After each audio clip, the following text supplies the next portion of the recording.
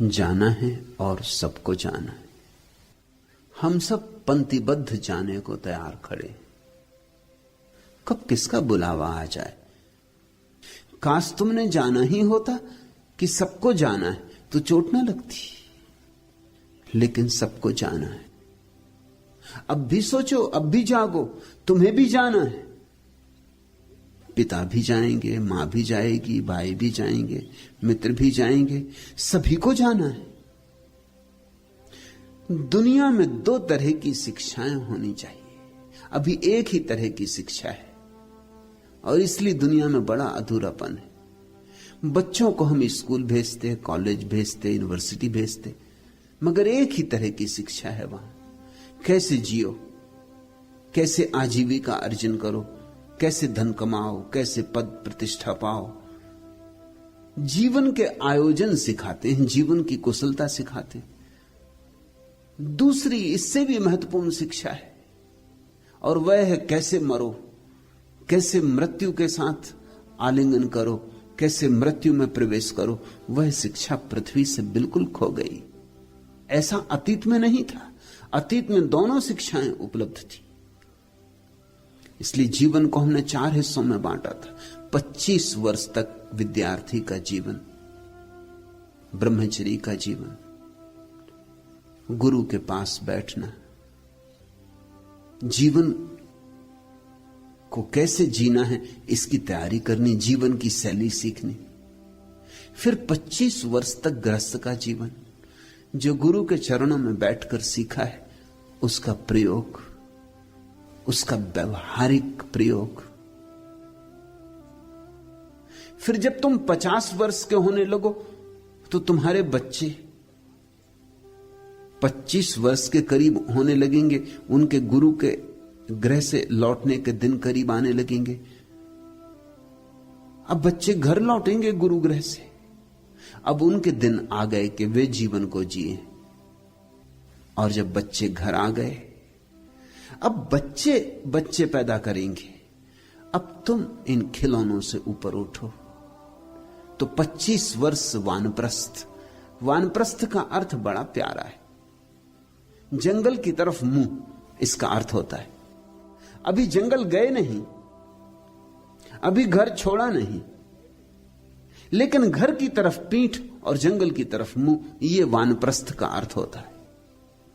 चले चले तैयार, जैसे कभी तुम यात्रा पर जाते हो, बिस्तर बोरिया सब बांधकर, बस बैठे हो कि कब आ जाए बस, कि कब आ जाए गाड़ी। ये वानप्रस्थ। 25 वर्ष तक वानप्रस्थ, ताकि अगर तुम्हारे बेटों को तुम्हारी कुछ सलाह की जरूरत हो तो पूछ लें। अपनी तरफ से सलाह मत देना। वानप्रस्थी स्वयं सलाह नहीं देता, लेकिन बेटे अभी नए नए गुरुकुल से लौटे, अभी उन्हें बहुत सी व्यवहारिक बातें पूछनी होंगी, ताछनी होंगी, तुम्हारा मार्गदर्शन शायद जरूरी हो, तो पीठ करके घर की तरफ रुके रहना कि ठीक है, कुछ पूछना हो तो पूछ पाछ लो। फिर 75 वर्ष के तुम जब हो जाओगे तो सब छोड़कर जंगल चले जाना। वे शेष अंतिम 25 वर्ष मृत्यु की तैयारी, उसी का नाम सन्यास था। 25 वर्ष जीवन के प्रारंभ में जीवन की तैयारी और जीवन के अंत में 25 वर्ष मृत्यु की तैयारी। आज दुनिया से मृत्यु की तैयारी खो गई। लोग मृत्यु की बात ही नहीं करना चाहते। मृत्यु की बात से ही मन तिलमिला जाता है, मन डरने लगता है। रास्ते पर निकलती अर्थी देखकर तुम बेचैन नहीं हो गए हो? वह बेचैनी इस बात की खबर है कि तुम्हें याद आ रही, आज नहीं कल मेरी अर्थी भी उठेगी। यही लोग जो दूसरे को लिए जा रहे हैं, कल मुझे भी मरघट पहुंचाएंगे। आज कोई और चढ़ा है चिता पर, कल मैं भी चढ़ूंगा। ऐसा अगर तुम्हें दिखाई पड़ जाए तो क्रांति हो जाए, मगर हम बड़े चालबाज हैं, हम इसको छिपा लेते, हम धुआं खड़ा कर लेते। जागने से शांति मिलेगी। स्वीकार करो कि मौत है, और स्वीकार करो कि सब संयोग यहां नदी नाव संयोग है। अभी हैं, अभी बिछड़ जाएंगे। कितनी देर हमारा साथ है कुछ भी कहा नहीं जा सकता। दूसरे ही क्षण रास्ते अलग हो जाएंगे। अनंत जन्मों की कथा है। फिर थोड़ी देर राह पर साथ हो लिए दो राहगीर। तुम किसी और राह से आए, मैं किसी और राह से आया, घड़ी भर को साथ हो लिया, संयोग बस। फिर मेरी राह अलग हो गई, तुम्हारी राह अलग हो गई। न तो कभी पहले साथ थी, न शायद अब दोबारा कभी मिलना हो। मगर ये थोड़े से क्षण जो राह पर साथ साथ गुजरे, इनको इतना मूल्य मत दो। इनका कोई भी मूल्य नहीं। स्मरण रखो, नदी नाव संयोग। स्मरण रखो, जैसे वृक्ष पर एक ही रात बहुत से पक्षियों ने बसेरा ले लिया, सुबह हुई उड़ गए। स्मरण रखो कि रात सराय में रुके, सुबह हुई विदा हो गए। रात थे साथ तो परिचय भी बनाए, अपरिचितों के साथ बैठकर ताश भी खेले, शतरंज भी फैलाई, गपशप भी की। सुबह हुई, नमस्कार किया और विदा हो गए। बस इससे ज्यादा मूल्य इस जीवन के संबंधों का नहीं। लेकिन चोट लगती है गलत धारणाओं के कारण। चोट लगती है हमारे अहंकार को कि मैं कुछ भी ना कर सका, तो मेरा बल क्या, तो मेरी सामर्थ्य क्या, तो मैं कौन हूं। तुम तिलमिला गए हो। अड़चन वहां है, कठिनाई वहां है, तुम्हारी ही नहीं, सभी की, प्रत्येक की। प्राप्तियां उपलब्धियां क्या दीन मानव की, कि जो अवसान क्रम से आदि क्रम से हार जाता, काल के रथ को न पल भर रोक पाता। इतने हम असहाय, इतने हम निर्बल। मगर हमारी अकड़ है गहरी। जब तक सब ठीक चलता है तब तक तो अकड़ बनी रहती, जब चीजें बिखरती हैं तो अड़चन आती। इसको तुम सौभाग्य बनाओ। यह जो घड़ी घटी, इसे रो रो कर भुलाने की चेष्टा ना करो। समय घाव भर देता है। इसके पहले कि घाव भर जाए जागो। अभी घाव हरा है, इस हरे घाव का लाभ ले लो। समझो कि जो हुआ वही होना है। देर अबेर की बात है, मौत तो होती ही है। किसी की आज, किसी की कल, आज बहन कल भाई। हम सब विदा होने को हैं। यह घर नहीं सराय।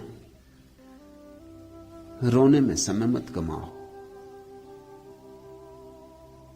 आंसू पोंछ डालो, क्योंकि आंसुओं से भरी आंखें देखने में समर्थ ना हो सकेंगी। आंसू बिल्कुल पोंछ डालो। ये देखने की घड़ी है। मृत्यु से बड़ी महत्वपूर्ण कोई घड़ी नहीं है। और जब तुम्हारा कोई प्यारा मर जाए तब तो बड़ा बहुमूल्य अवसर है, क्योंकि प्यारे का अर्थ होता है जो तुम्हारे बहुत करीब था, हृदय के बहुत करीब था। प्यारे का अर्थ होता है जिसकी मृत्यु तुम्हें अपनी मृत्यु जैसी मालूम होती। यही तो मौका है, यही तो ध्यान में प्रवेश का मौका है। और सत्य यह है कि तुम्हें भी मरना होगा, मुझे भी मरना होगा, सभी को मरना होगा। मरने के पहले लेकिन एक उपाय है। काश हम अपनी चेतना से थोड़ा परिचय बना लें, थोड़ा हमारे भीतर जो अमृत का दिया जल रहा है उसका अनुभव हो जाए। फिर मृत्यु नहीं होती, फिर देह गिर जाती है और हम और लंबी यात्रा पर निकल जाते। फिर केवल परिधान बदलते, हन्यते हन्यमाने शरीर। फिर शरीर के मरने से वो जो भीतर छिपा है वह नहीं मरता है। और जिस दिन तुम अपने अमृत को देख पाओगे उसी दिन तुम्हें सबके भीतर अमृत दिखाई पड़ जाएगा। न कोई कभी मर सकता है। अब तुमसे मैं ये दो विरोधाभासी वक्तव्य दे रहा हूं। एक, सभी मरते, सभी को मरना पड़ेगा। जो देहग्रस्त हैं, मृत्यु के सिवाय वे कुछ भी अनुभव नहीं कर सकते। और दूसरा, कोई ना कभी मरा है और कोई ना कभी मर सकता है, लेकिन यह तो उनका अनुभव है जिन्होंने अमृत की पहचान की हो, जिन्होंने आत्म साक्षात्कार किया हो। जागो, मृत्यु के क्षण से, प्रियजन की मृत्यु के क्षण से जागने का और कोई शुभ अवसर नहीं। लेकिन हम जागते नहीं, हम नए नए सपनों में खो जाते। मत खो कल्पनाओं में।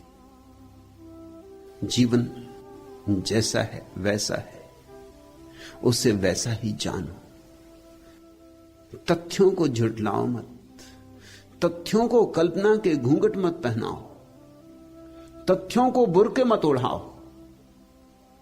मृत्यु है, इसे तुम कितना ही श्रृंगार करो और कितना ही सजाओ, तुम झुठला ना सकोगे। इसे झुठलाने में जितने तुम सफल हो जाओगे, उतने ही तुमने जीवन को चूकने का उपाय कर लिया। जागो, धन्यवाद करो। ज्योति भीतर जलेगी तो ही शांति, तो ही सत्य, तो ही मुक्ति।